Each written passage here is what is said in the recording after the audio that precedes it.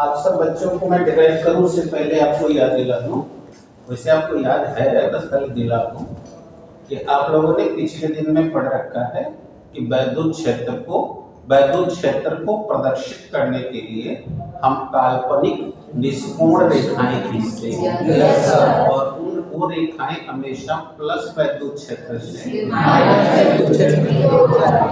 जाती हैं। इसीलिए जब भी किसी आवेश के आवेशित क्षेत्र की बात होगी तो आप अपनी कॉपी में वैद्युत क्षेत्र यानी कि आवेशित क्षेत्र याद रखिएगा। विद्युत क्षेत्र का ही नाम आवेशित क्षेत्र, क्योंकि हम पिछले दिन समझाए थे कि बेटा आवेश को ही विद्युत कहते हैं। तो देख लो ना, we are already know that electric field means charge field. Okay? Yes, so whenever we are representing the electric field on our copy or on our paper, so this will be always show in the form of lines. मैं ये कह रहा हूँ कि जब भी copy पर आप वैद्युत क्षेत्र दिखाओगे तो वैद्युत क्षेत्र का निरूपण रेखा से किया जाएगा, क्योंकि हम ऐसा पढ़ चुके हैं। yes, बोले बताओ, डाउट तो नहीं? तो अगर बताओ हम ऐसे दिखाएं, ये देखो, मान लिया कि यह कोई एक समरूप वैद्युत क्षेत्र है, तो अब तुम समझ गए होगे कि अगर मैं ऐसे एरो मारा हूं तो इसका मतलब इधर प्लस है, इधर माइनस है। कैसे जानते हैं? प्लस से माइनस भी हो जाती है। अब बोलो कोई डाउट? No sir. अब इस क्षेत्र में हम एक टेस्टिंग चार्ज को ले आएंगे। Yes sir. और आप पिछले दिन के लेक्चर में पढ़े हुए हैं कि अगर उसकी बल रेखाएं इसकी बल रेखाओं के समानांतर होंगी तब तो प्रतिकर्षण लगेगा और लंबवत ये सब पढ़ा दिया हूँ। है दिमाग में कि लिखवाया भी? तो देख बेटा, अब मैं जो तुमने मुझे सिखाया ना वो मैं करने जा रहा हूँ। अब देखो, इसी में हम कोई एक टेस्टिंग चार्ज ये देखो ले आइए और इस टेस्टिंग चार्ज का वैल्यू है क्यू नॉट।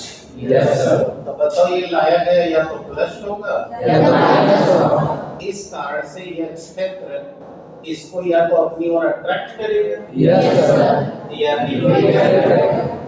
और अगर कॉन्सेप्चुअल यानी सैद्धांतिक रूप की बात करो तो ये तब अपनी ओर खींचेगा जब वो इसकी बल रेखाएं इसकी बल रेखाएं परपेंडिकुलर होंगी, और ये तब रिपेल करेगा जब पैरेलल।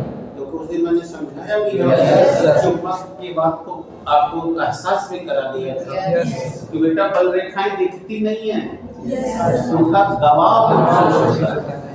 भूल गया क्या? तो बेटा इस टेस्टिंग चार्ज को ये अपनी ओर खींचा या दूर भगाया? Yes sir. तो ये खिंचाव या धक्का कोई बल की और ये बल चूंकि विद्युत के कारण है, वैद्युत बल के तो अब जितने बल से ये खींचा या दूर भगाया आपने जो लिख रखा है वही को हम वैद्युत क्षेत्र की शुरू करते हैं। Yes sir. माना एक समरूप वैद्युत क्षेत्र है। Assume that there is a uniform electric field.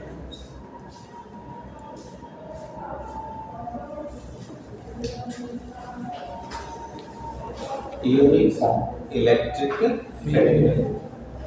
Okay? Yes sir. जिसमें Q नॉट कूलॉम का एक परीक्षण आवेश in which a testing charge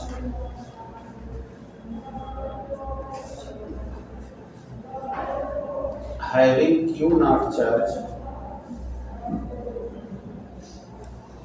is placed.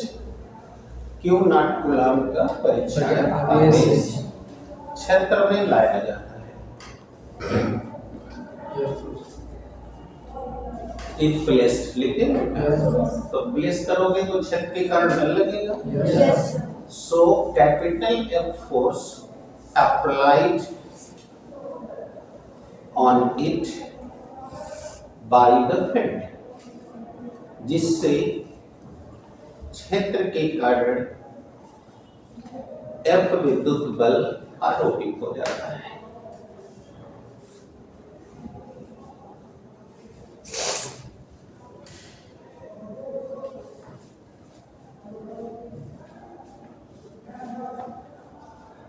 आरोपित हो जाता है। That is clear? Yes sir.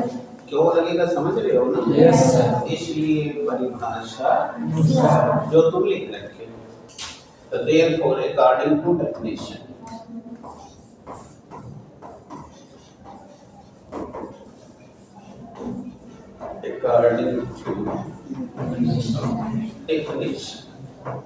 क्योंकि इस सेशन का ये पहला डेरिवेशन है इसलिए मैं लिख रहा हूँ, ठीक है? Yes sir. अब आप क्या लिखे थे? एकांक आवेश को देखिए हम जितना लिखवाया गया है। Yes sir. एकांक कूलाम के आवेश को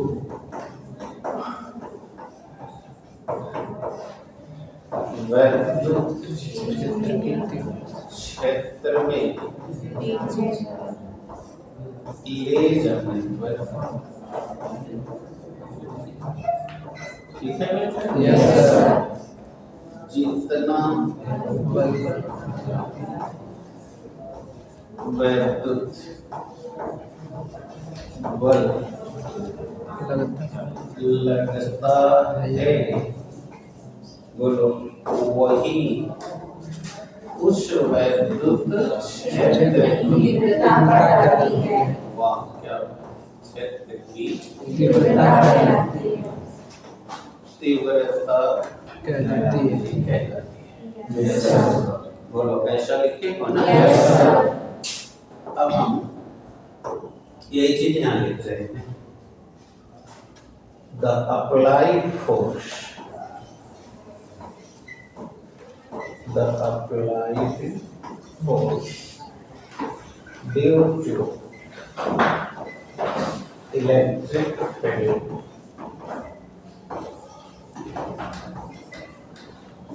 over the unit charge of the body after placing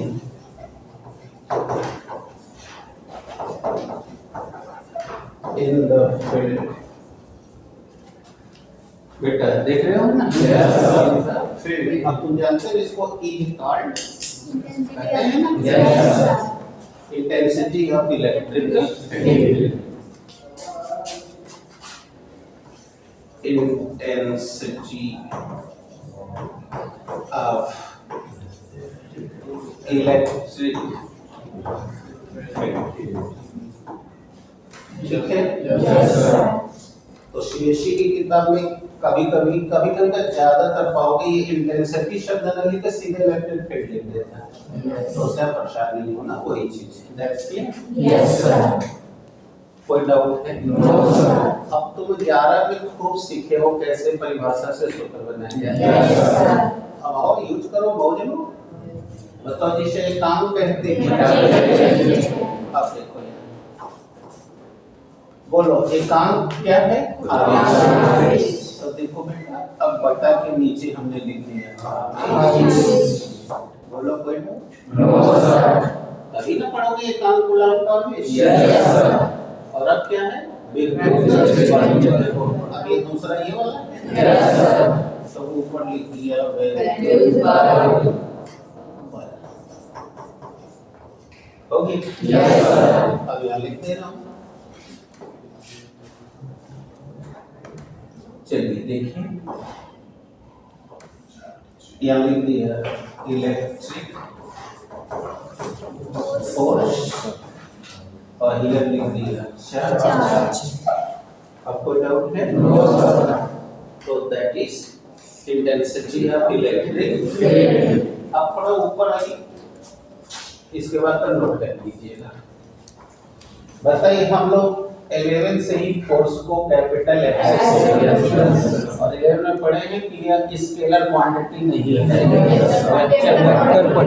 तो वेक्टर लिखना होता है तो या तो एरो मार या उसके बगल में यूनिट पिछले दिन पढ़े थे कि आवेश स्केलर क्वांटिटी, इसके 5 कैरेक्टर पढ़ा रखे।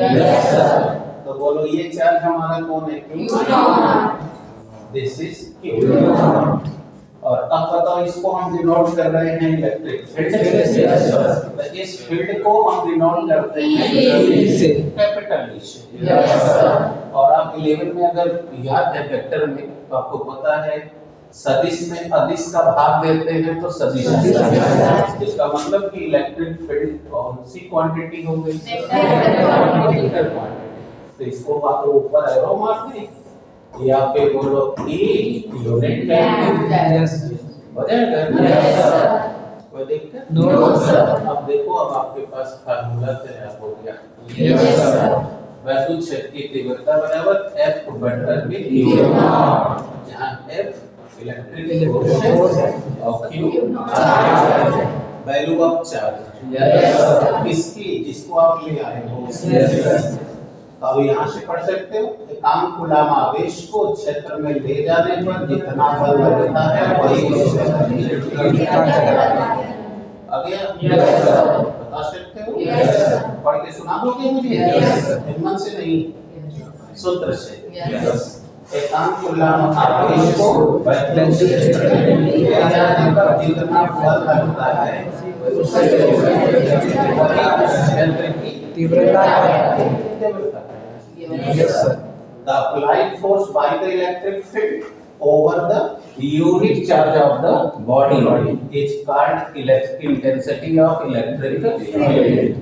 Sure हो गया? Yes sir. सुना दो।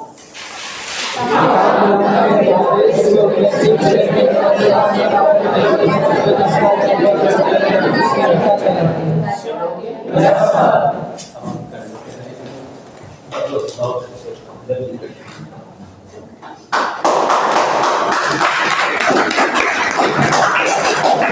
तो देखते हैं, देखो यहाँ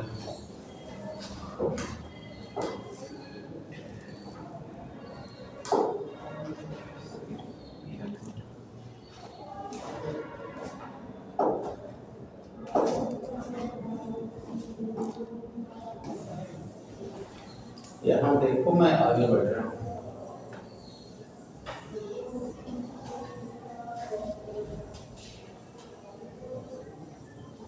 Let's watch here.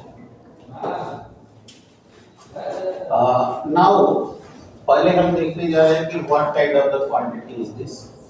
क्या लिख दिया quantity? बोलिए कौन सी quantity है? Vector. Yes sir. पूछेगा कि how can you say that it's a vector quantity? तो आप यही बताओगे कि सर हम टेस्टिंग चार्ज को ले जा रहे हैं तो इलेक्ट्रिक फोर्स या तो रिपेल करेगा या अट्रैक्ट करेगा। तो जिधर भी रिपेल या अट्रैक्ट करेगा उसी दिशा में जाएगा। Yes sir. तो पता चलता है कि सर क्वांटिटी मैग्नीट्यूड के साथ डायरेक्शन, इसलिए ये वेक्टर क्वांटिटी। क्या बात है, वेक्टर क्वांटिटी। Yes sir. अब हम आपको यूनिट और डायमेंशन निकालते हैं। Yes sir. यूनिट आइए निकाल रहे हैं। Yes sir. बताइए। तो we know that E is equal to F upon Q। अब सब बच्चे पढ़े हुए क्लास 11 में कि बल की इकाई न्यूटन होती है और इसी साथ पढ़े हो कि आवेश की इकाई। तो क्या आपने पढ़ा था कि हम सब काम एम्पियर्स में करेंगे और एम्पियर्स में चार्ज की यूनिट कूलम, सीजीएस में ईएमयू पढ़ा चुके सबको याद। तो बेटा ये देखो इसकी यूनिट आ गई न्यूटन पर कूलम। तो बेटा इसको आप ऐसे भी लिख सकते हैं, लिख सकते हैं। अब आइए डायमेंशन निकालते हैं। Let's watch dimension. डायमेंशनल देखिए आपको पहले यहाँ पर एक मंत्र दे दें। वैसे ये मंत्र हमने आपको कई बार कहा है। 11 में आप थे तो मैं कह रहा था कि बेटा आप डायमेंशन MKS सिस्टम में निकालेंगे, लेकिन जब 12 में आएंगे तो वहाँ इलेक्ट्रिक की क्वांटिटीज आ जाएंगी, और यहाँ पर हम सबका डायमेंशन MKSA सिस्टम में निकालेंगे। खोपड़ी में बैठा लीजिए, MKSA सिस्टम में निकालेंगे। पहले इस कॉन्सेप्ट को मैं यहाँ पर समझा दूँ। MKSA सिस्टम, जिसमें आपको पता है कि यम नहीं, ये मीटर किलोग्राम सेकंड प्रणाली है। आप गलत बोल गए ना, इसीलिए बोलना पड़ गया।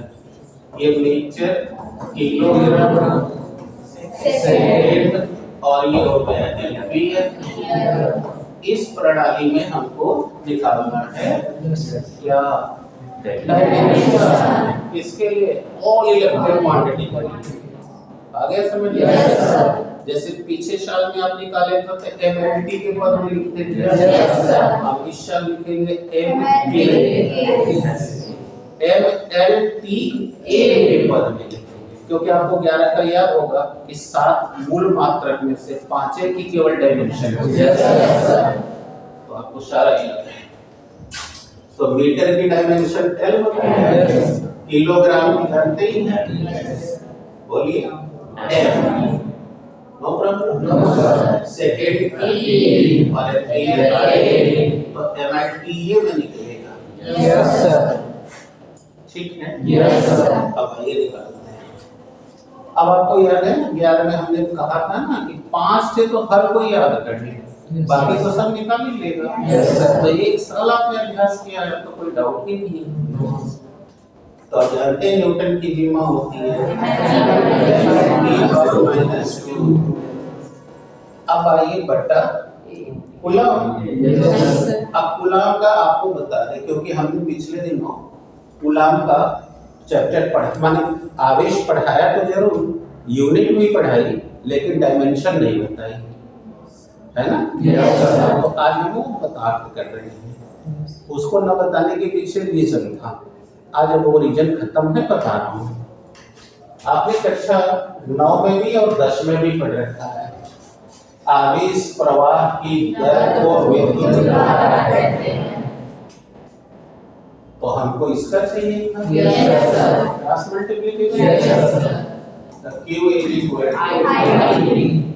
अब आपने कक्षा 9-10 में पढ़ा था कि धारा एम्पीयर में नापी है, समय सेकंड में, और एम्पीयर गुणे सेकंड को ही कूलम कहा जाता है। तो शायद अब आपको तो डायमेंशन तैयार हो गया। तो एम्पीयर की डायमेंशन एम्पीयर, सेकंड की डायमेंशन t, तो बोलो कूलम की डायमेंशन a। आ गया? इसीलिए उस दिन नहीं बताया, क्योंकि हम जानते थे हमको आगे आवश्यकता पड़ेगी, बता देंगे, अब कोई प्रॉब्लम नहीं। तो आज से जान गए ना आवेश की डायमेंशन 80। अब लिख दो ना 80। कोई आपत्ति भी बोलो। ये ऊपर जाएगा और आगे डायमेंशन अब आपने तीव्रता का पूरा काम खत्म कर लिया। अब खत्म कर लिए, लिखिए तो मैं 2-3 बातें आपके साथ और शेयर करूँ ताकि आपके दिमाग में बैठे।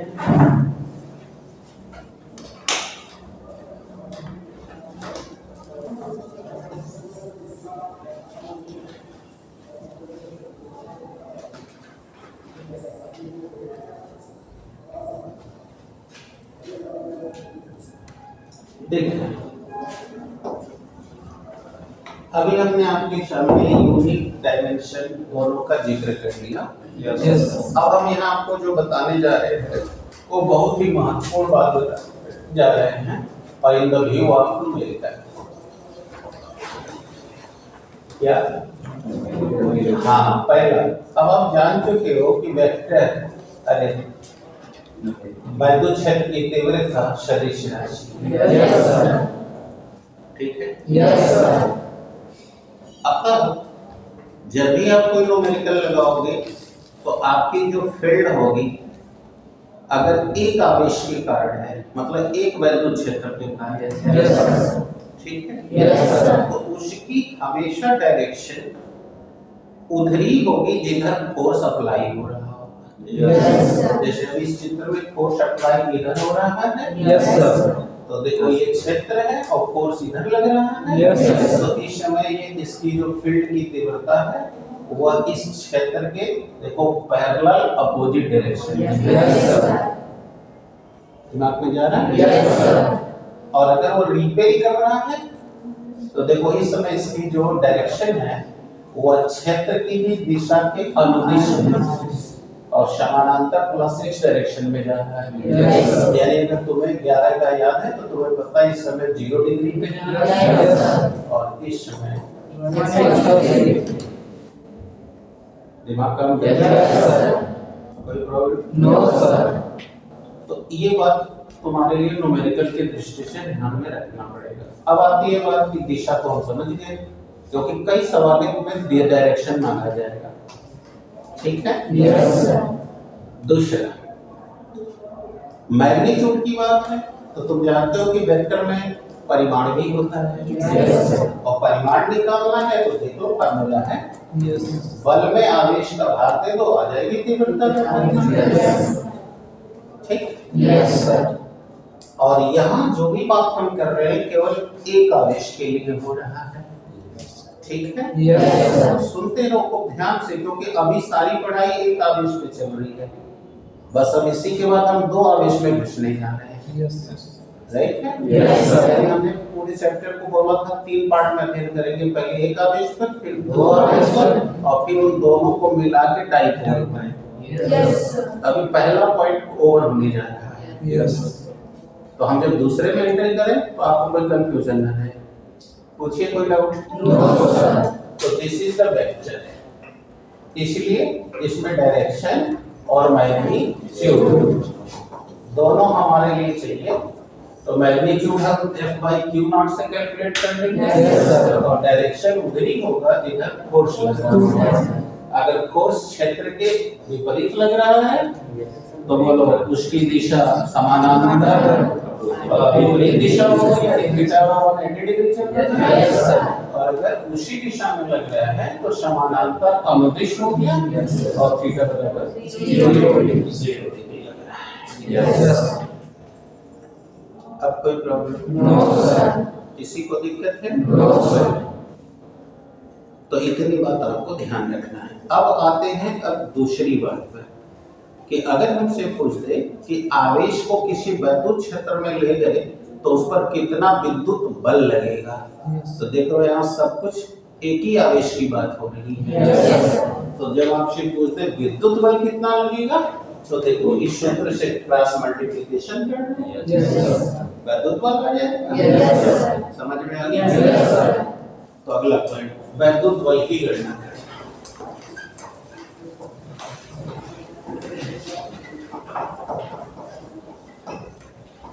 Electric force,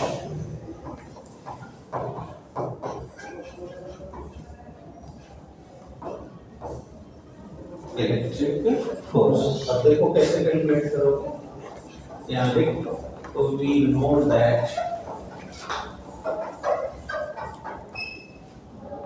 E is equal to F upon Q0। तो बोलो हमें ये वाला चाहिए था ना? Yes, sir. तो बोलो ये क्रॉस मल्टीप्लिकेशन है। Yes, sir. तो बताओ F is equal to Q0 into E। आ गया बेटा? Yes, sir. एक चार्ज की बात हो रही है। तो अगर कोई वैद्युत क्षेत्र में कोई चार्ज आप ले गए तो how much force will be at there, तो that will be calculated by this equation, Yes.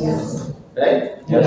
यानी आप उस क्षेत्र की तीव्रता में लाए गए आवेश को मल्टीप्लाई कर दो, जो प्रोडक्ट वैल्यू आएगा यानी जो गुणनफल आएगा वही होगा उसका वैद्युत बल। तो किसी भी क्षेत्र में अगर चार्ज पार्टिकल ले गए हो तो उसके कारण जो फोर्स अप्लाई होगा उसकी कैलकुलेशन आप इसी फार्मूले से करोगे। Yes. कोई दिक्कत? No, sir. अब कोई प्रॉब्लम नहीं है? No, sir. चलो बेटा हटा दें। Yes. अब बल की इकाई जानते हो न्यूटन होती है। Yes, sir.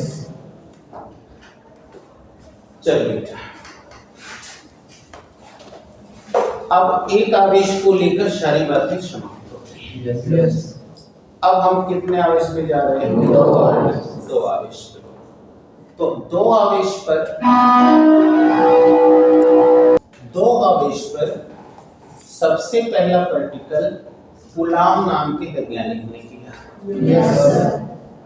राइट है? Yes, sir. या तो पिछले दिनों में मैं आपको बता रहा था कि बादल कैसे एक दूसरे से टकरा जाते हैं Yes. और कैसे भागता Yes, है। sir. तो देखो वहाँ दो चार्ज का फोर्स लग रहा है ना? Yes, sir. याद है नहीं खत्म है? Yes. तो सबसे पहले इस पर प्रैक्टिकल कूलाम साहब ने किया और कूलाम साहब ने दो चार्जेस को एक दूसरे के समीप लाकर देखा तो पाया कि ये दोनों चार्ज एक दूसरे को या तो आकर्षित कर रहे हैं या तो प्रतिकर्षित कर रहे हैं। और उस ऑब्जर्वेशन से उन्होंने दुनिया को पहली बार इनके बीच लगने वाले बल की गणना करने के लिए एक नियम प्रतिपादित किया। Yes, sir. जिसे हम कूलाम का नियम कहते हैं। तो अभी इसलिए मैंने बोला था कि अभी हम एक आवेश का पढ़ रहे हैं। Yes, sir. एक आवेश के कारण जो बल लगेगा जो अभी बताया। Yes, sir. Yes, sir. Confusion तो नहीं No, होगा? sir. अब हम कितने की बात कर रहे हैं? दो आवेश। तो अगर दो आवेश के बीच अगर फोर्स अप्लाई होगा तो वो इससे नहीं निकलेगा, Yes. वो कूलाम कूलाम के के नियम नियम से से लगेगा। निकलेगा। गया दिमाग में बैठ Yes, गया? sir. कूलाम से।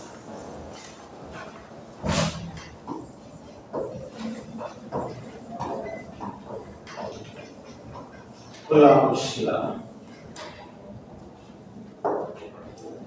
यानी कि कूलाम का नियम।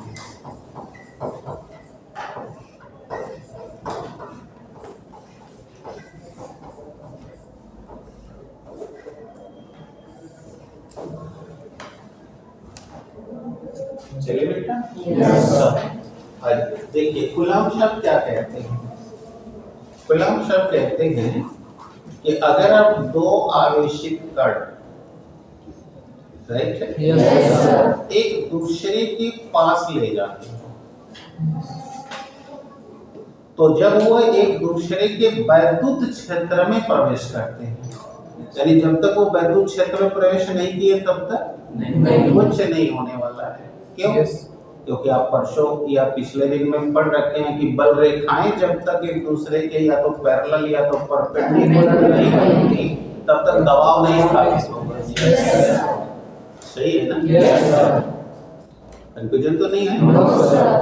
अब जैसे एक बादल यहाँ पर सीमांत वेग से टहल रहा है आसमान में, Yes. एक बादल उधर कहीं जा रहा है, Yes. क्या संभावना है ये दोनों दूसरे को खींचेंगे? No, sir. तब तक न खींचेंगे न भगाएंगे जब तक इनके द्वारा इनके क्षेत्र में वो इसमें प्रवेश न करें। Yes, sir. जैसे हम अगर मान लो चार्ज हैं और आप चार्ज हो Yes. तो आप हम दोनों एक दूसरे से आकर्षित या प्रतिकर्षित हो रहे हैं। Yes, sir. लेकिन जो हम लोग के इस कमरे के फील्ड के बाहर है बोलो क्या उस पर हमारा या उसका हमारे पर कोई प्रभाव No, sir.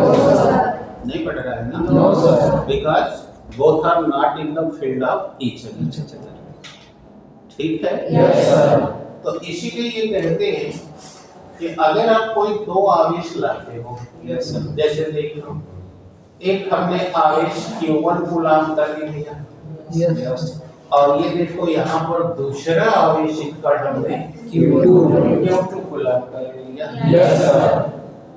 अब बताओ ये लिया हुआ आवेश या तो प्लस होगा या तो माइनस होगा। ये भी या तो प्लस Yes, या माइनस होगा। Yes, sir. तो अभी तक इन पर कुछ नहीं होगा। Yes, sir. अगर इसके कारण इसका फील्ड मान लो यहाँ तक है Yes. और इसका फील्ड यहाँ तक है तभी कुछ नहीं होगा।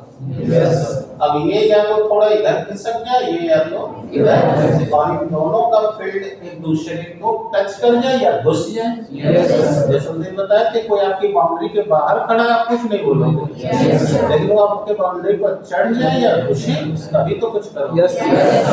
तभी तो फोर्स अप्लाई Yes, होगा। sir. तो इसीलिए जैसे ही ये या ये एक दूसरे के फील्ड में आ जाए, राइट, Yes, sir. तब बताओ इनकी बल रेखाएं या तो परपेंडिकुलर पड़ेंगी Yes, sir. या तो पैरेलल, तो या तो वो खींचेगा या तो दूर करेगा। अब आपको समझाने के लिए कर दूं कि मान लो ये प्लस है, ये भी प्लस है, Yes, sir. तुरंत कर दोगे लेकिन तो मान लो कि हमने इन दोनों आवेशित कण को एक दूसरे के क्षेत्र में r दूरी पे रख दिया, Yes, sir. यानी दूसरे के क्षेत्र में बोला। Yes, sir.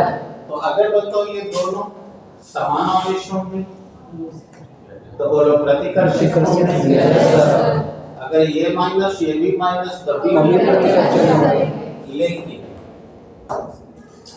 अगर ये एक प्लस है, राइट, Yes, sir. और एक माइनस है। तब बोलो क्या होगा, तब ये खींचेगा या जरूर बदलेगा, यानी अब जाके देखो इस पर विद्युत बल लग गया है। Yes, sir. लग गया कि नहीं लग Yes, गया? sir. तो अब इतनी बात को जरा सेंटेंस दे दिए कि यदि दो आवेशित कण एक दूसरे के वैद्युत क्षेत्र में कुछ दूरी पर रखेंगे, हम उस डिस्टेंस को r से शो कर रहे हैं, Yes, sir. तब इनके बीच में एक वैद्युत लगता है। अब ये घटना हो रही, रूल नहीं है ये, Yes, sir. ठीक है, इतना आ रहा है। Yes, sir. अब सुनो, when the two charged particles just kept in the field of each other at some distance, so then the electric force act between them. आया बेटे? Yes, sir. अब सवाल है कि कितना लगता है। तो कूलाम साहब ने शुरू में जो चीज अध्ययन किया उसमें उनका ध्यान सिर्फ इनके फोर्स पर ही था, इनके बीच में कौन सा माध्यम है उस पर इनका ध्यान नहीं था। इसीलिए ज्यादातर किताबों में माध्यम का जिक्र बाद में आता है, और आप किताब पढ़ोगे तो कूलाम का 2 ही नियम आएगा, लेकिन अब सुधार हो चुका है, कूलाम के 2 नहीं, क्योंकि वो बाद में अध्ययन किया गया है। तो अभी मैं उसी पे आऊंगा जो अब तक आप किताबों से पढ़े हैं, फिर बाद में चर्चा करूंगा। बोली बात समझ में आ गई? तो क्या कहते हैं, सुनो, तो कहते हैं कि जो ये फोर्स लगेगा, राइट है, Yes, sir. यह लगने वाला फोर्स उन दोनों आवेशों के गुणनफल के समानुपाती होता है। हाँ, इसका जिक्र मैंने आपको 11 में जब बोर का मॉडल पढ़ा रहा था तब भी किया था, और जब पीरियोडिक टेबल में बता रहे थे कि हम आवर्त में बाएं से दाएं की ओर जाएंगे तो परमाणु त्रिज्या घटती है, तो वहां इसका जिक्र किया। अब आज तो आप बाकायदे पूरा पढ़ रहे हैं। तो इनके बीच लगने वाला बल इन दोनों आवेशों के गुणनफल के समानुपाती होगा। इसका मतलब ये होगा कि आप जैसे जैसे ये चार्ज की क्वांटिटी बढ़ाते जाओगे, जैसे यहाँ देखो, मान लो ये हमने 2 माइक्रोकूलम लिया, ये 3 माइक्रोकूलम लिया, तो अब इनका गुणा करोगे तो 6 आ जाएगा। लेकिन अगर हम इसको 4 माइक्रोकूलम कर दें, इसको 9 माइक्रोकूलम कर दें, तो बोलो 9 से 6। अब बताओ फोर्स पहले से बढ़ गया है नहीं? बढ़ गया। अब मैं और बढ़ा दिया, 10 माइक्रोकूलम इधर भी कर दिया, 12 माइक्रोकूलम। बोलो क्या देख रहे हो, क्वांटिटी हम बढ़ा रहे हैं तो इनका प्रोडक्ट वैल्यू बढ़ रहा है।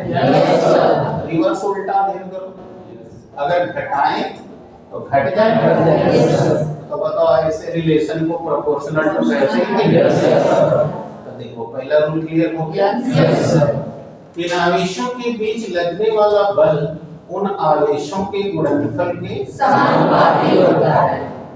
और क्या कहते हैं, और दूसरे में कहते हैं कि इनके बीच की दूरी के वर्ग के व्युत्क्रमानुपाती होता है। तो आपको कुछ न्यूटन का नियम याद आ रहा है? वहाँ द्रव्यमान में अध्ययन किया है, यहाँ चार्ज में। और जिन लोगों को लेक्चर अच्छी तरह याद होगा आज उसका हम यूज भी करेंगे और आपसे डिस्कस भी करेंगे, क्योंकि ये लेक्चर्स 11 में दिए गए थे और आपको कितना याद है उतना आपके पास ऑब्जेक्टिव सवाल हल करने का उतना बढ़िया दृष्टिकोण होगा। फिलहाल अभी हम बात कर लें फिर उस पर चर्चा करेंगे। तो इसका अर्थ ये है कि हम दूरी अगर इनके बीच में कम करते जाएं तो बोलो उल्टा का मतलब ही होता है Yes, sir. बल बढ़ेगा। इसीलिए ना लोग कहते हैं लाइन है दूर हट जाए। Yes, sir. या उस दिन हमने खंभा पर वो खोपड़ी डेंजर वाला Yes, बताया। तो अगर हम इनके बीच की दूरी जैसे जैसे कम करेंगे, जैसे आपने चुंबक कभी सटाया होगा तो देखेंगे वैसे वैसे बल बढ़ेगा। Yes. और उस दिन जब विद्युत बल की रेखा का पढ़ा रहे थे तो उस दिन समझाया थे कि क्यों बढ़ रहा है, Yes. क्योंकि बल रेखाएं सघन हो रही है। याद है कि नहीं? Yes, sir. और जैसे जैसे हम इनको दूर रहेंगे। बताओ बल घटेगा, क्यों घटेगा? क्योंकि बल रेखाएं विकर्ण हो रही है। जो कायदे से पढ़ रहा है उसको सब याद रहेगा। उधर लिखवाया गया था कि Yes, sir. तो यही है बेटा, देख रहे हो दूरी बढ़ा रहे हैं तो बल घट रहा है, दूरी घटा रहे हैं तो बल बढ़ रहा है। तो ये दो बातों पर वो डिपेंड करेगा। ये बात कूलाम ने अपने इस प्रयोग करके दिखा था, इसी को उन्होंने कह दिया, इसी को कहा जाता है कूलाम का नियम। अब कोई प्रॉब्लम? No, sir. तो क्या दो नियम है? फिर से कह देता हूँ कि किसी दो आवेशित कणों को यदि एक दूसरे के क्षेत्र में कुछ दूरी पे रख दिया जाए तो इनके बीच लगने वाला विद्युत बल उन आवेशों के गुणनफल के समानुपाती होता है और उनके बीच की दूरी के समानुपाती होता है। इसी को हम कूलाम का नियम कहते हैं। आ गया? Yes, sir. बोलो।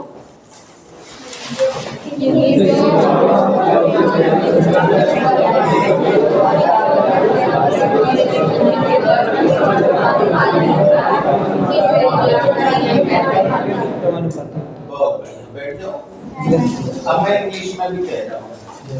If the two charged particles are just kept in the electric field of each other, so then the electric force which act between them is directly proportional to the product value of their charges and inversely proportional to the square value of their distances. आ गया? Yes, sir. कोई समस्या? No, sir. तो note करो direct ये किन्हीं भी दो आवेशों के बीच लगने वाला विद्युत बल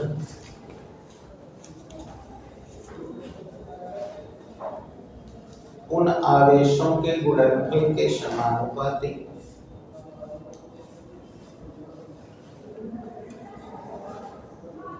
तथा उनके बीच की दूरी के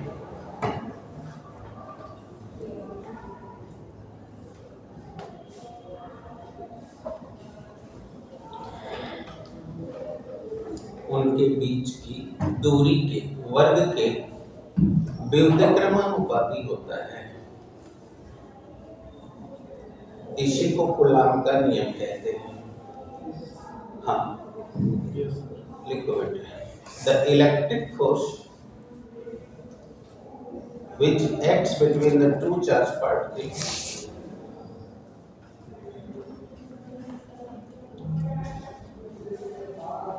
is directly proportional to the product value of their charges and inversely proportional to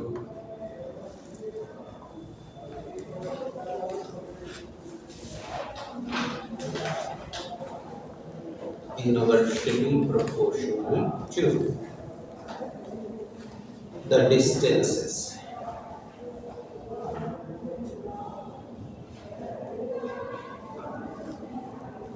ठीक है? Yes.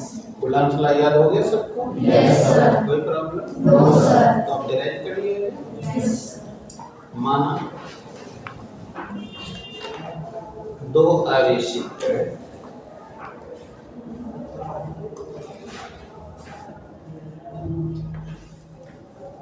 जिनके परिमाण क्रमशः plus minus Q1, plus minus क्यों बोल रहा हूँ क्योंकि हम दोनों चार्ज को दिखाने जा रहे हैं। प्लस माइनस Q1 और प्लस माइनस Q2 है। Assume that the two charge particles respectively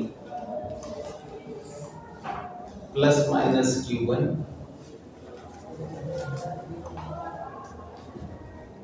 and plus minus Q2 have been kept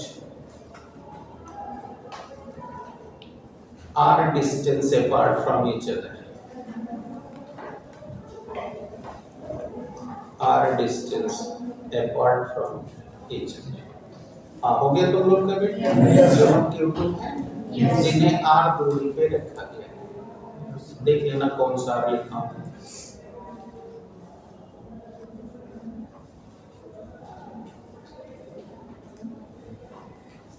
R दूरी पे रखा गया है। ठीक है? Yes sir.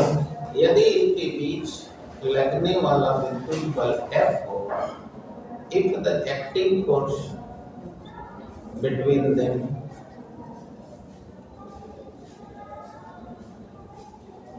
is F, ठीक? तो एस मार देंगे ना, तो बोलो रूल 2 बताया क्या? पहला लिखा हुआ है, लिख लीजिए सबको तो लिख लीजिए।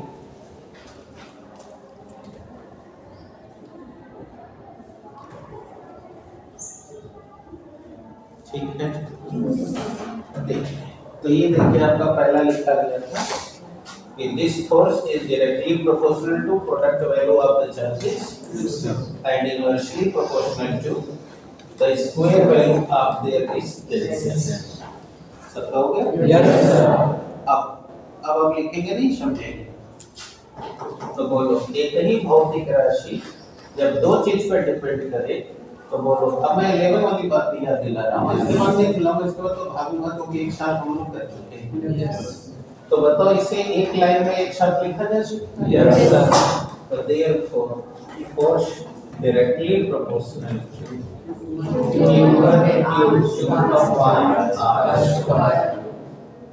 अब आप सीखे हैं कि जब भी समानुपाती हटा के बराबर लिखा जाता है तो एक चीज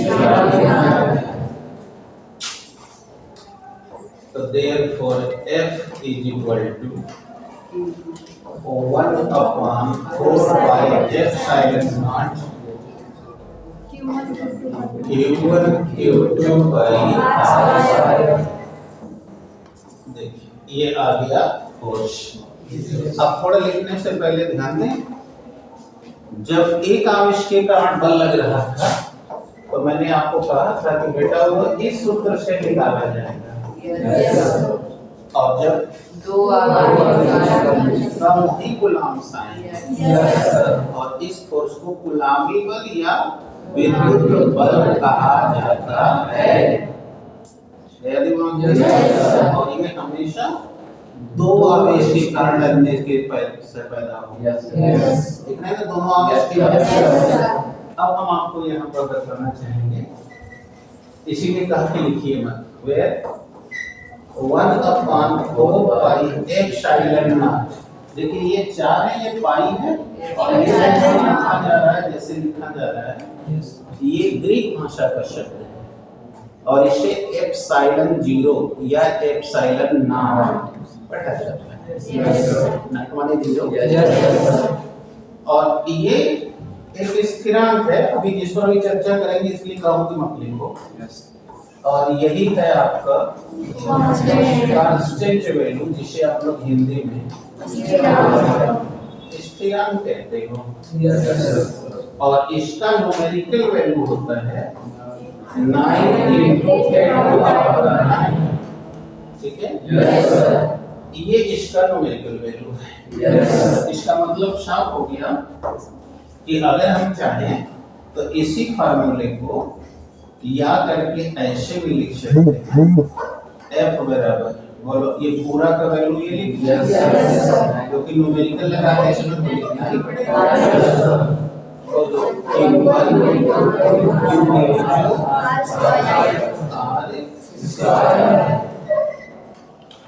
ठीक है।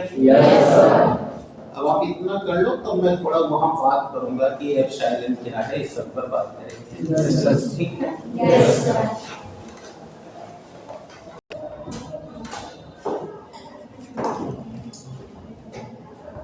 अब हम आपके साथ जो डिस्कस कर रहे हैं वो रिमार्केबल फैक्ट्स हैं। क्या लिख दे रहे हैं? Remarkable facts. आप लोग को उस दिन जो सर जी पढ़ा रहे थे, न्यूमेरिकल दे रहे थे, आप लोग की बातों से मालूम हो रहा था तो वो इन्हीं से जुड़ी हुई सवाल दे रहे थे। चलिए बात करें। अब आइए रिमार्केबल फैक्ट्स पे बात करें। वो क्या है? What is this term form? Exit not. चलो क्या? बोलो कोई डाउट तो नहीं होगा? अब सीखो रिमार्केबल फैक्ट के जो शब्द है वो ये है एप्सिलॉन। देख रहे हैं? एप्सिलॉन नाम, राइट है? इसको हम एप्सिलॉन नॉट पढ़ रहे हैं, परंतु इसको हिंदी में बोलते हैं वायु या निर्वात में वैद्युतशीलता। वैद्युतशीलता, इलेक्ट्रिक परमेबिलिटी या परमिटिविटी, दो किताब में तुमको शब्द मिलेगा, परमेबिलिटी या परमिटिविटी। ठीक है, तो घबराना नहीं, दोनों का अर्थ एक ही है। इलेक्ट्रिक परमेबिलिटी इन एयर और वैक्यूम। एयर और वैक्यूम भी कर सकते हो क्योंकि प्रोनाउंसिएशन अंग्रेजी में कई तरह से होता है, राइट है? Yes sir. अब ये कहां से पैदा हुआ तो समझो, या इसकी जरूरत क्या है अभी हम आपके सामने रखते हैं बढ़ाने। तो वायु या निर्वात में वैद्युतशीलता, पहले ये समझो ये एक ग्रीक भाषा का शब्द है। Yes sir. कौन सा शब्द? ग्रीक भाषा। इससे हमने कई बार कहा भी है कि पहले 1900, क्योंकि यूरोप वाले सबसे ज्यादा इंटेलिजेंट है, क्योंकि जितनी रिसर्चेज पढ़ते हो किसी भी मैक्सिमम फील्ड में वो सब उन्हीं की दी हुई थ्योरी से, बायो हो, फिजिक्स हो, केमिस्ट्री हो। 1900 यानी 18वीं शताब्दी 19वीं शताब्दी तक तो वही सब साइंटिस्ट छाए थे। उसके बाद तब अन्य देश के लोग धीरे धीरे आए। इसलिए जितने रिसर्च आपको आपकी किताबों में 1900 से पहले के मिलेंगे सब ग्रीक भाषा में लिखे थे, राइट है? Yes sir. तो ये ग्रीक शब्द है, ग्रीक भाषा का शब्द है जिसका अर्थ है वैद्युतशीलता, और इसका जो लग रहा फोर्स है उसमें बहुत ज्यादा रोल है। कैसे देखो बताते हैं। बताओ, हम सभी लोग पृथ्वी ग्रह पे रहते हैं। 11 में सार्वत्रिक गुरुत्वाकर्षण में पढ़े हुए हो, और हमने आपको उस दिन पढ़ाते हुए बताया भी था कि जब पृथ्वी घूम रही है तो हम हवाई जहाज से ऊपर खड़े हो जाएं और पृथ्वी घूमते घूमते अमेरिका जाएगा तो उतर जाएगा। क्या ऐसा पॉसिबल है? ये डिस्कशन में तो आइए देखिए, सुनिए। हम सब जानते हैं कि हमारी पृथ्वी के चारों तरफ वायुमंडल है।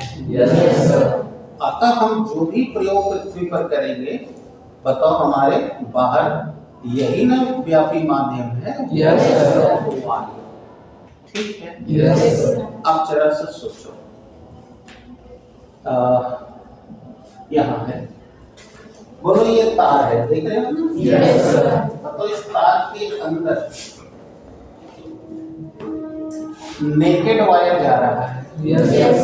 तांबे का, कापर का, छीले हो गए तो तांबे का दर दिखता ही नहीं। चलो मैं यही करके फिर मैं डालूंगा। ये देखो कॉपर का वायर जा रहा है,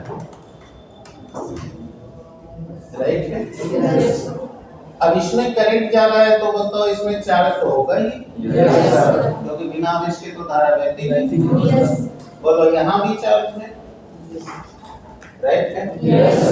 और अगर इस पे के ऊपर वाला जो प्लास्टिक का खोल है जिसे हम अपनी भाषा में इंसुलेटर कहेंगे, यानी कुचालक, या और कुचालक मत कहिए, और राइट है। आपने देखा अगर आपके घर में तार हो और हवा बहने से हिल के छिला जाए ऊपर का इंसुलेटर, तो देखना ये दोनों तार सच में स्पार्क मार के टूट के गिर जाते हैं। बोलो सही है या गलत? सही है ना। अब तुम क्या करते हो, तुम करंट से बचने के लिए बताओ इसके ऊपर तुम्हारे घर कुछ नहीं तक कागजें लपेट देते हो, नहीं हो तो प्लास्टिक, वो भी नहीं हो तो कपड़े, मानते हो कि नहीं? अब तुमने अगर इसके ऊपर प्लास्टिक या कपड़ा बांध दिया तो बताओ अब जहाँ बांध दिए हो अब वहां से निकलने वाली बल रेखा बताओ अब हवा के माध्यम में नहीं चल रही है, अब वो कपड़े के माध्यम को क्रॉस करेगी तब में बाहर आएगी। और तब देखना अब तुम उसको बांध करके, जिसे तुम लोग अपनी भाषा में घर पे टेप कहते हो, बांध के तार पकड़ लो, तुम्हारी को करंट देखना नहीं मानेगी। क्यों अब चार्ज नहीं बह रहा है? तुम भी तो चार्ज हो, लेकिन पहले तुम्हारे और इसके बीच में माध्यम वायु या निर्वात का था, अतः उस वायु निर्वात में विद्युत की बल रेखाएं बताओ परमेएबल हो रही थी, उसमें से चल रही थी, इसलिए हमको करंट मारना। लेकिन जब हमने उसके बीच का माध्यम वायु या निर्वात हटा के प्लास्टिक ला दिया, लकड़ी ला दिया, कागज ला दिया, बुरादा ला दिया, यानी कि माध्यम बदल दिया, अब बताओ करंट नहीं तो मार रहा है। इसका मतलब माध्यम इनके बीच लगने वाले बल को गवर्न कर रहा है कि नहीं? तो ये नियम भी तो आना चाहिए था, लेकिन क्या गुलाम ने लिया?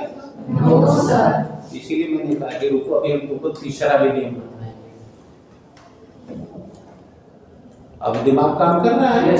तो उसमें उन्होंने जो लिया वो उनके बीच हवा भरी थी, निर्वात थी, और निर्वात में ये विद्युतशीलता यानी इलेक्ट्रिक फोर्स लाइन परमेएबल थी, जिससे फोर्स अप्लाई हो रहा है, और उसी की ये गणना की गई है। अब समझ में आ गया? तो दो आवेश के बीच में अगर तीसरा कोई मीडिया नहीं है तो वहाँ वायु या निर्वात होगी, और उसमें इलेक्ट्रिक फोर्स लाइन परमेएबल होंगी, और तब फोर्स अप्लाई रहेगा, यानी खींचेगा दूसरे को, और तब ये फोर्स केवल दो ही बात पर डिपेंड करेगी, चार्जेस के प्रोडक्ट वैल्यू पर और डिस्टेंस पर। उसी के लिए हमने ये विद्युतशीलता कैलकुलेट करी है, जिसका नाम है 1/4 और इसको हम मैथमेटिकली कैलकुलेट करते हैं तो इतना वैल्यू आती है।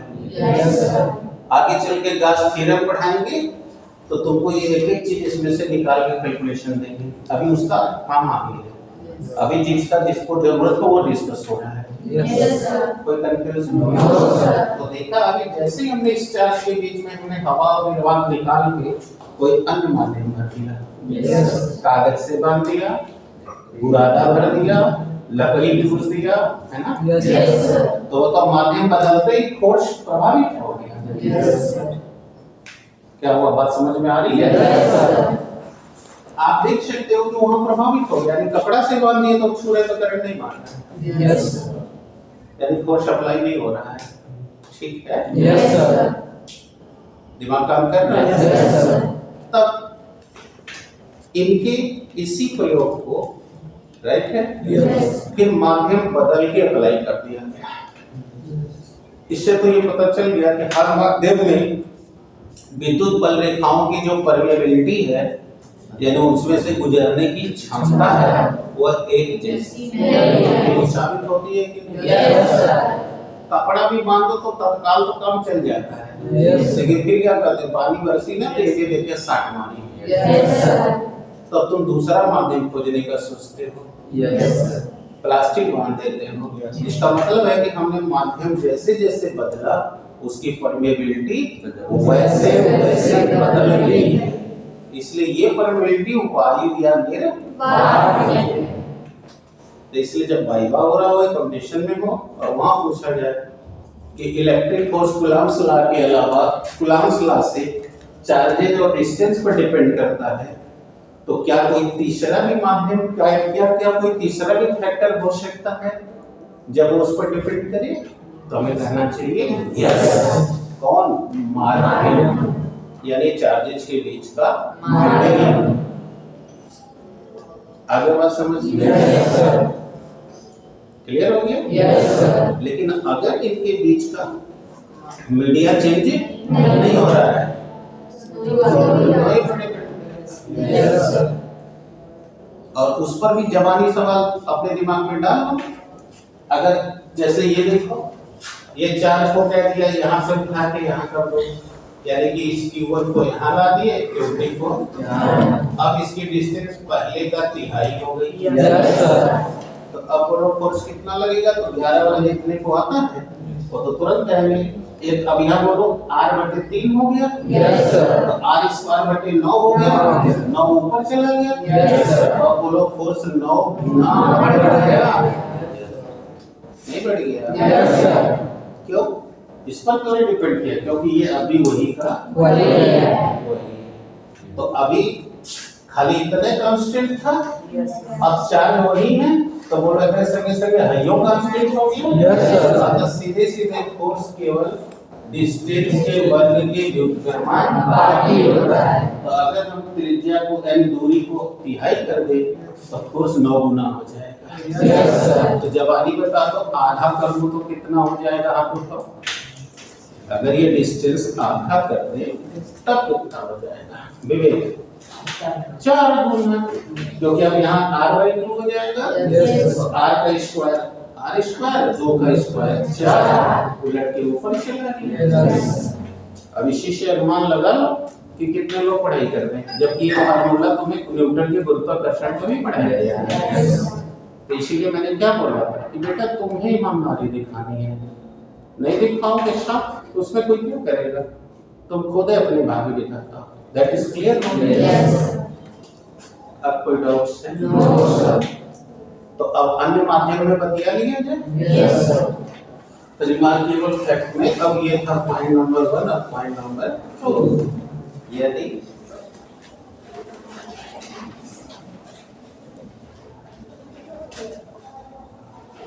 चले आवेशों के बल